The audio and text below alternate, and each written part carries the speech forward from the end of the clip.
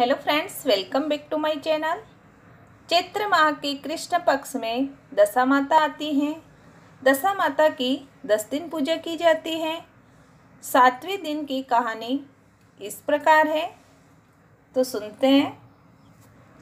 एक गांव में एक बुढ़िया ब्राह्मणी रहती थी।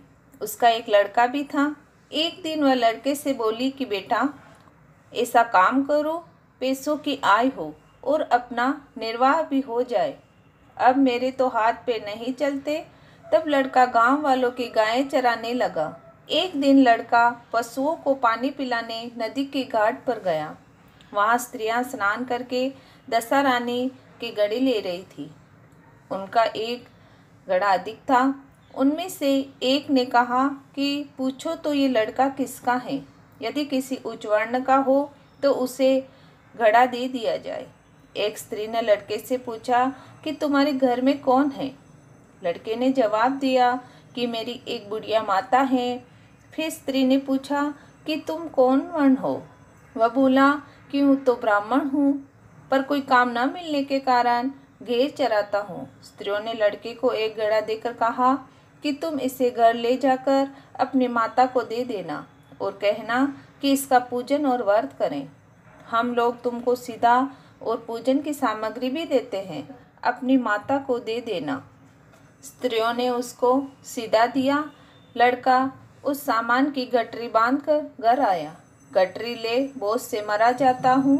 माता दौड़ी आई। गठरी का सीधा सामान देखकर वह बहुत खुश हुई। उसने लड़के से पूछा कि ये सब कहाँ से लाई हो। लड़के ने बुढ़िया से सब हाल कहकर दशा रानी का घड़ा भी उसे दिया।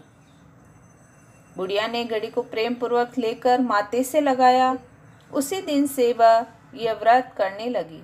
9 दिन कथा कहानी कहती रही। 10वें दिन उसने घड़ी की पूजन की तैयारी की। वह देरी के बाहर लीप ही रही थी कि वृद्ध स्त्री द्वार पर आकर बोली कि क्या करती हो बहन। उसने जवाब दिया कि आज मेरे घर दशा रानी का पूजन है, इसलिए लीप रही हूँ। तब दशा रानी ने कहा कि मुझे बहुत प्यास लगी है, थोड़ा पानी पिला दो। तब बुढ़िया ने कहा कि मैं तो मिट्टी के बर्तन से पानी पीती हूँ, लोटा लुटिया मेरे कुछ भी नहीं है। तुमको पानी दूँ तो कहाँ से दूँ। एक कटोरी ही मेरे घर में है, वह भी न जाने कहाँ पड़ी होगी। जरा तुम ठहरो, कटोरी ढूंढ लाऊं, तब तुमको पानी पिलाऊंगी। बुढ़िया हाथ धोकर कटोरी लेने अंदर गई। तब तक मेली कचूली बुढ़िया, जो स्वयं दशा रानी थी, उसके परिंदे पर एक सोने का घड़ा रखकर अंतर्ध्यान हो गई। बुढ़िया कटोरी लेकर जो ही परिंदे के पास गई, वहां सोने का घड़ा देखकर बहुत घबराई और मन में सोचने लगी, वह कौन थी जो यहाँ सोने का घड़ा रखकर चली गई है। मुझे चोरी लगेगी, बुढ़ापे में इज्जत जाएगी। वह इसी चिंता में बुढ़िया की खोज में बाहर निकली। तब तक उसका लड़का आ गया। उसने पूछा कि किसे खोजती हो माँ। वह बोली कि एक बुढ़िया न जाने कहाँ से आई और यहाँ सोने का घड़ा रखकर भाग गई। लड़के ने कहा कि वही तो दशा रानी थी, उन्होंने वह घड़ा तुमको दे दिया है। अब की जो फिर कभी आए तो उसका अच्छी तरह से स्वागत करना और सत प्रकार से उसकी आज्ञा का पालन करना। तुम जब नहाने जाओ तो नदी के घाट पर जो चीज़ें तुमको मिले उनको दशा रानी का दिया हुआ समझकर अंगीकार करना। किसी से पूछताछ न करना कि ये चीज़ें किसकी हैं। बुढ़िया नदी में नहाकर खड़ी हुई तो सामने सोने का घड़ा भरा भराया दिखाई दिया और उत्तम वस्त्र एक किनारे रखे थे। बुढ़िया ने किसी से पूछताछ किए बिना ही उन वस्त्रों को पहन लिया और घड़ा हाथ में लेकर वह जो ही घर चलने को तैयार हुई कि 4 कहार डोली लिए वहां आ पहुंचे और बुढ़िया से बोले, ये डोली तुम्हारे लिए आई है, इसी में बैठकर घर चलो। तो देखती क्या है, जहाँ टूटी फूटी झोपड़ी थी वहाँ कंचन के महल खड़े हैं। बुढ़िया के महल के भीतर श्रद्धा और भक्ति पूर्वक दशा रानी की घड़ी की पूजा की और अंत में हाथ जोड़कर ये वरदान मांगा कि जैसे तुमने मुझको ये संपत्ति दी है वैसे ही मेरे लड़के का विवाह हो जाए, तब ये सब शोभा देगी।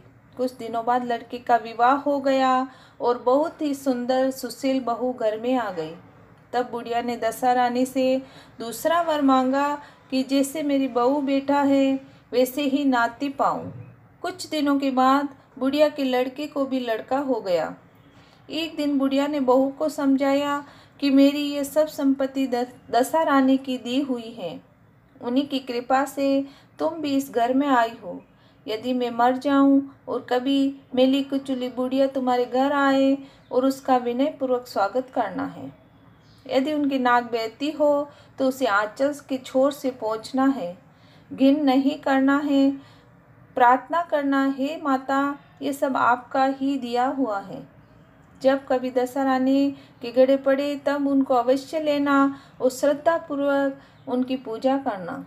जब कभी तुम कोई संकट में पड़े तब सुहागिनी नोतना। दशा रानी की कृपा से तुम्हारी सब इच्छाएं पूरी होगी। कुछ दिनों बाद बुढ़िया मर गई।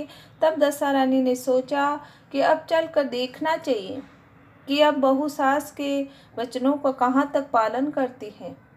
अब वह एक वृद्धा भिखारिन का वेश धारण कर उसके घर आई। उन्हें देखते ही बहू उठकर खड़ी हो गई, पांव छुए, दंडवत किया और बालक को उनकी गोद में डाल दिया।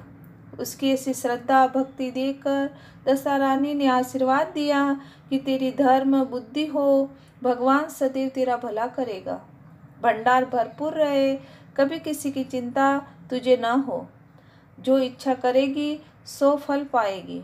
दशा रानी ने जैसी कृपा दृष्टि बुढ़िया ब्राह्मणी पर की वैसी ही सब भक्तों पर करें। बोलो दशा रानी की जय।